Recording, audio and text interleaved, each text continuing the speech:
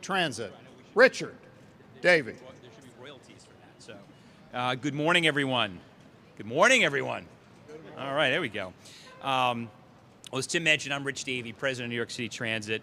You know, last spring when I started as president, we shared that New York City Transit would become the beacon as best-in-class, customer-focused transit system, setting new standards for quality, service that delivers and exceeds the expectation of our customers. Well, today, we are announcing the second phase of subway bathrooms reopening and the results of our February Customer Pulse Survey. I want to thank a number of folks, our frontline employees, our customer team in the booth, our station agents who will be coming out in a few weeks, our station cleaners, of which we've been hiring, many across the system. I have a few folks around me today from our GSM program, our phenomenal group station managers, Jermaine, Larry, Sandrea, Cherry, and Rolando behind me. A couple of them will speak as well. But we're announcing that 24 bathrooms will be opening in 12 subway stations by the beginning of May. They'll be open daily from 7 to 7, as we did with our previous openings, with a 1-hour closure for cleaning between 12 and 1. So in phase 1, we opened on January 9th at 9 stations, and interestingly enough, the bathrooms have been used over 35,000 times. Even more interesting, about 27,000 of those uses were men. So I don't know if that says we're poor planners or we have smaller bladders, but our customers are clearly using these facilities and amenities, and that's why we're going to open this new tranche. We've made improvements in these bathrooms in the last couple of months, new motion-activated faucets, new fixtures, we've painted, we've done tile grouting, new signs, and deep cleaning to make sure that these are comfortable amenities for our customers. And without further ado, let me name those stations. So, the Norwood 205 on the D, Woodlawn on the 4, 168th Street on the A and C, 72nd Street on the Q, Brooklyn Bridge City Hall on the 456, 57th Street and the NQR, Atlantic Barclays, the 36th Street on the DNR, Coney Island Stillwell, Euclid Ave and A and C, ironically Flushing Main Street, number 7, and Queensboro Plaza. So following the second phase, now over 30% of our bathrooms in the subway system will be reopened. Again, you know, this is an important amenity that New Yorkers have said to all facets of government that we should be doing more. So we're pleased to have had a successful pilot, and as we continue to hire cleaners and continue to renovate those remaining bathrooms, we'll look to see if we can open additional ones later in the year. Secondly, very excited to announce that our results are in for our customer satisfaction survey. I think Tim will give you all some details, but let me highlight for you. First, and so this is our February Pulse survey in which we asked several thousand of our subway, bus, and paratransit customers how our service is. Specifically on subway, this is what we were told. So for the third consecutive month, subway customers reported feeling safer using the subway than they did the previous month, with a 62% overall satisfaction in safety and security. Customer perceptions about the amount of uniformed officers in our system continues to increase, with now almost 45% stating that there is actually the right amount of cops in the system, the highest since we've been asking this question since last year. Cleanliness in stations and onboard trains held positively in January as well. And do we believe the on-time performance the subways team has put together, we've had 2 consecutive months of 85% on-time performance in January and February, the best in a decade. We saw an increase in customer satisfaction to 65%. So 65% of our subway customers are either satisfied or very satisfied with the service. Again, a historic high. We obviously have more work to do. This team behind me, this team in front of me, this team around me and throughout the system is committed to doing that. And speaking of the team, I get blessed with an amazing team, and I'm going to ask two just to reflect on what they're doing within their GSM systems, how they're attending to all of the big and small details across our system. First, I want to introduce Larry to say a few words. Larry, go for it. Thank you, Rich. He does. Big ado. So my name's Larry Bagando. I am the Group Station Manager for District 4, Zone 18 out in Queens. And first, just like to start out with, there's 5 Group Station Managers up here today, but there's 19 Group Station Managers in our system that are working hard every day to increase customer satisfaction. If I could sum up what our job is in one day, it would be communication. That's the word that makes us successful, and that's communicating with the customers through our surveys, looking at the feedback from our customers, seeing where our customers tell us that we need to make improvements on, then sitting down with our team of managers and supervisors and making a plan, and then communicating that plan down to our employees and carrying that plan forward. In Zone 18, some of the things we're doing is we created a cleaning task force of 1 supervisor and 3 cleaners that I'm able to readily dispatch to any station that I need to in my zone. Maybe a station got graffiti hit last night or got stickered really bad, or there was a bad spill and couldn't get cleaned up totally. I can dispatch that task force out there to take care of that and get the station back to a satisfactory look. The other thing that we're doing is we installed a lot of solar cans, trash cans, on our outbound platform, on our outside platforms. This is to reduce the litter from being on top of the platforms, which would then blow onto the tracks, could cause track fires, which would end up in service delays. So in order to reduce service delays, we're installing more trash cans on our facilities.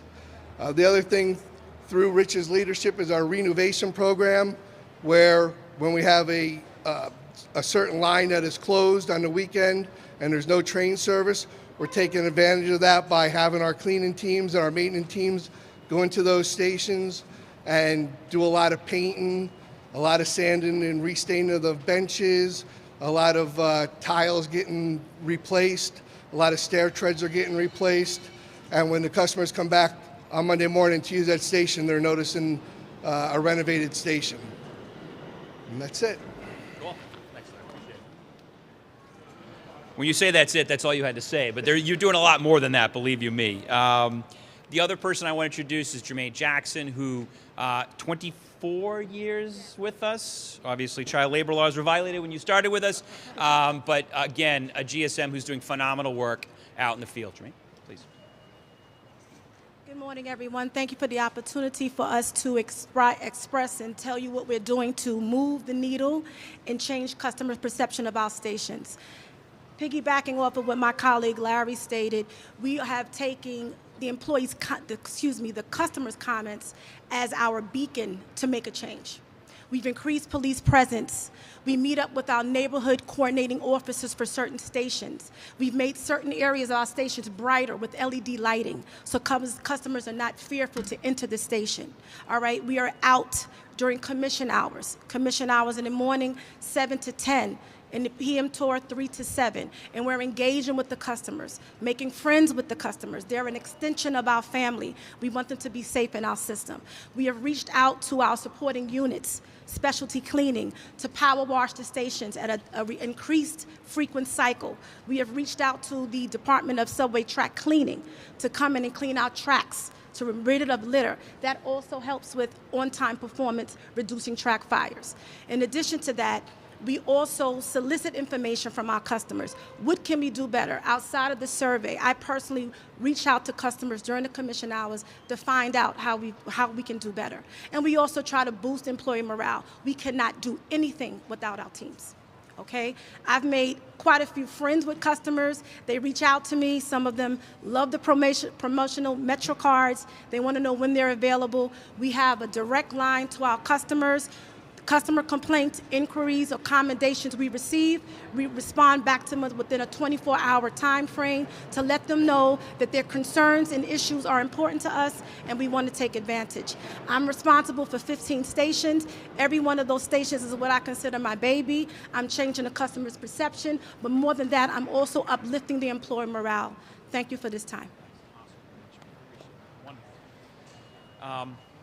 So with that, happy to take any questions.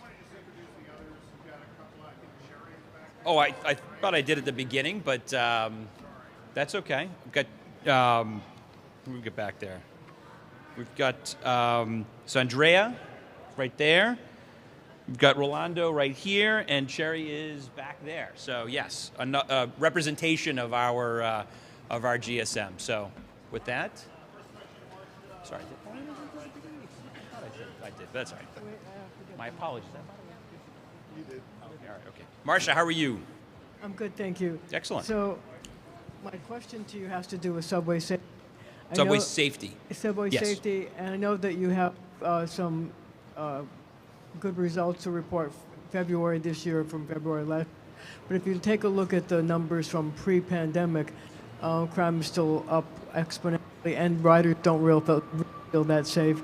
And also, you have another problem with subway surfing. So, what do you want to say to your riders Sure. who still don't feel that they're as safe as they should be? Yeah, I mean, certainly we're continuing to work on it, but I think Chief Kemper even himself said on a news program yesterday that subway crime is the lowest it's been since the dawn of CompStat in 1994. So, crime is down, and it's among the lowest in the history of the subways. So, but we can always do more, right? And we are doing more, thanks to the governor and the mayor's Cops, Cameras, and Cares program. We're installing cameras, continue to install cameras throughout our system. We're adding new cameras on to our subway cars. So, but our customers are telling us they're feeling safer. They're seeing cops all over the place. We are as well. But again, we can't rest. There's always more to do. So I guess and surfers. I'm sorry. And on the surfers question, I would say this. It has certainly been an issue that's been growing. I think the evidence clearly shows that this deadly activity is being glorified on social media, and I know MTA has been in contact with a couple of social media companies to urge them to carefully monitor, this kind of activity being glorified on their systems, for example. I know that we've been in touch with the education chancellor here in New York City to talk about ways we can collaborate to get the message out. But I'll use this forum again to get the message out, which is it's illegal, it's deadly. Folks are losing their lives, people are losing their loved ones. And, something that goes, I think, unspoken is our crews who have to respond to these, young people, who are hanging on to their lives is traumatic for our people too, our conductors and train operators. It's a deadly game. Do not engage in it. So have you been successful at all in getting social media to take down these videos from TikTok and Facebook and Instagram, et cetera? Have we been successful? The answer is yes, we have. How many times? That I'll get back to you on. I don't know.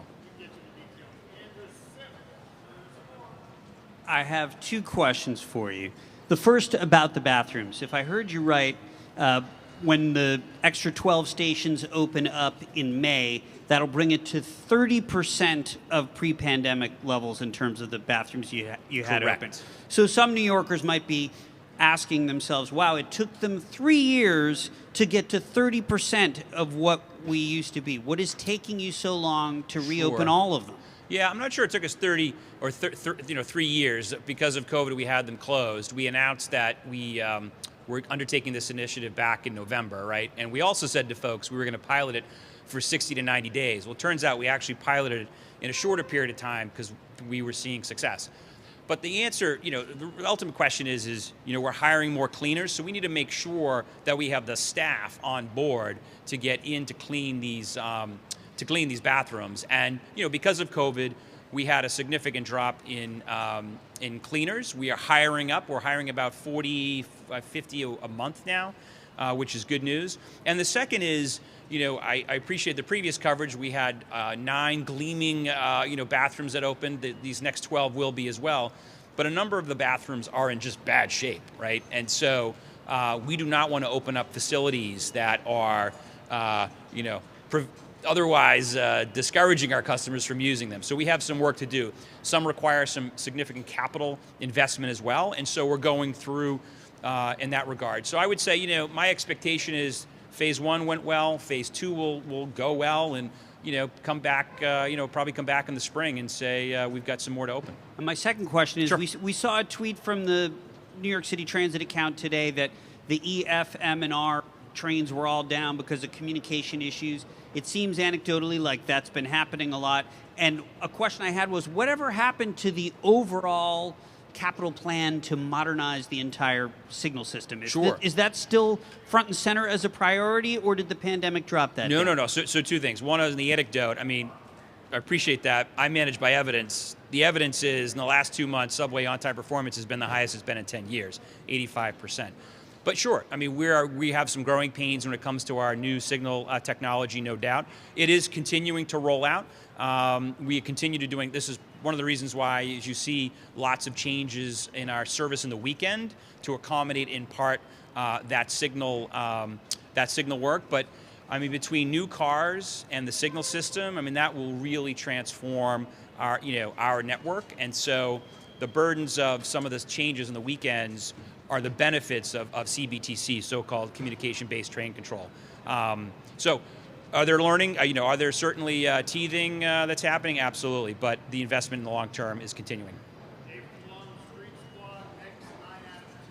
That's right, that fourth seat, it's right in our grasp. I had a couple Fair Fares Omni things for you, Rich. Sure. One is that today, apparently, Council Speaker Adrian Adams is going to call to expand the Fair Fares program to people making twice the federal poverty level. But that amount of money would still be slightly less, that eligibility would be slightly less than the amount of money that you make if you are making minimum wage, one person per year. I'm curious if you think the city should expand it to cover people who are at least making minimum wage for a whole year. Okay. Okay. And then the other one is, I was just wondering if you have an update on when Fair Fares are going to get added to Omni. I know that got announced last year at some point this year. Is that a big priority? It is a priority. I don't have an update on this specific date, but we can get back to you on that as well. Okay.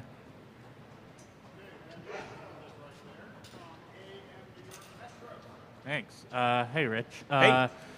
First off, are there, you're talking about reopening these bathrooms. You use the word gleaming. Are there any plans to open new bathrooms in stations that didn't already have them before the pandemic?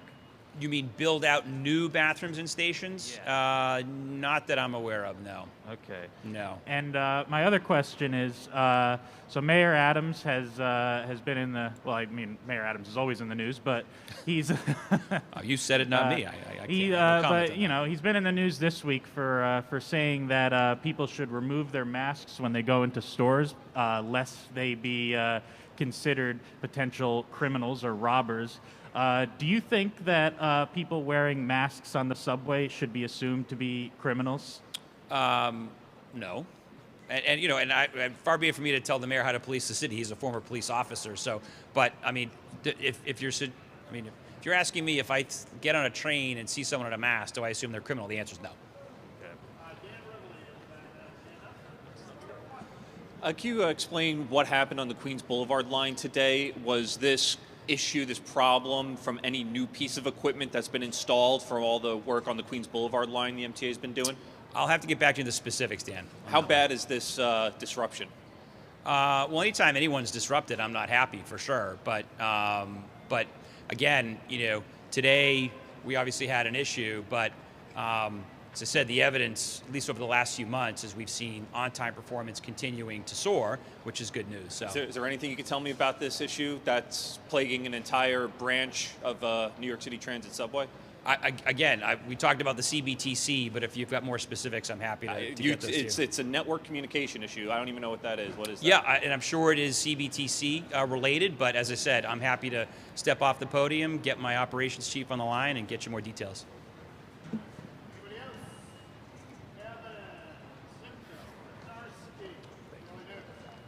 Hey, Rich. I've been hearing with the uptick in cleaner hiring that bringing these guys in-house into these full-time union jobs is going to be a budgetary win for you guys, included in that, I believe included in the $400 million of efficiencies. Is there a number figure you can attach to that? How much are you guys saving? Yeah, I'll have to get back to you. I mean, it's material, I would say, to the overall 400 million, but it is part of the savings that the governor's asked us to deliver, while she's put forth a very important budget proposal for us to avoid the fiscal cliff. But it is part of that 400 million. That is correct. And is there a timeline on completing that hiring? I think 800 is what you guys are looking at bringing on. Yeah, it's sometime this year. I'll get back to you in terms of like the exact date. But it's both the end of line cleaners, which we were hiring about 500 or so, 550, and then station cleaners were about 270, as I recall, Jim, as well. So it's both the end of line folks who are cleaning the trains, and then station cleaners as well. Thank you. Sure.